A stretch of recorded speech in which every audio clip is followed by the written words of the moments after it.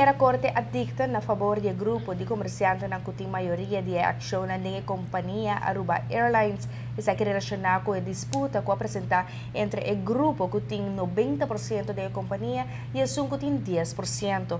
Normalmente a maioria sempre busca para acabar com a minoria, pero em caso específico a minoria apurba de tomar a maioria de ação over. Empregado de Aruba Airlines estava presente para fora de sala de corte para seguir caso aqui de cerca, em qual jueza suspender ano de zwart e de tour sua função e trabalho da companhia até dia que trata o caso de boa procedura.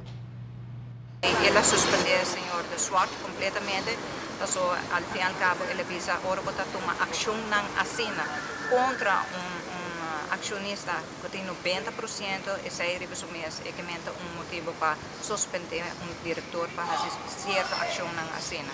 Então, estava muito positivo, dori que o juiz também apontar minhas horas várias como diretor, tapone que a companhia por seguir bem minhas horas.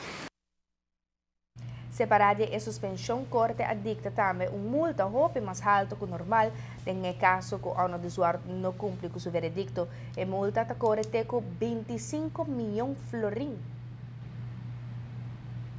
Por apresentar uma situação onde o diretor está coisa eigenlijk ilegal contra o estatuto e está disposto, depois do momento que o juiz dá uma ordem e ela suspender o senhor de Zwart, hasta depois de esse senhor de Zwart toma placa, frequenta no banco, então usa sua função como diretor, que em contra de decisão do juiz já acaba no momento em nos por reparar porque não respeitar esse.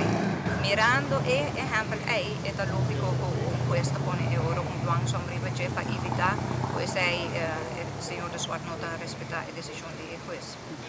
Er was absoluut onrust en daarom denk ik dat het zo goed is dat we zo snel hebben gereageerd naar de rechter toe. Dat de rechter ook heel snel ons heeft willen horen. In de eerste instantie met een voorlopige maatregel. En nu ook 10 dagen nadat we de zitting hebben gehad, is er al een uitspraak gekomen. Dat is heel snel, in kort geding, maar het was ook nodig om die rust weer te herstellen. Die rust ontstaat nu bij het personeel, bij alle klanten van Aruba Airlines en eigenlijk ook voor Aruba, omdat het een positieve uitstraling kan geven. Abogado mestre Helen Lujoia defendeu seu cliente na ano do Zwart e Gabri de Hoog por abandonar a sala de corte e não estava disponível para entrevista depois de escutar o veredicto do juiz.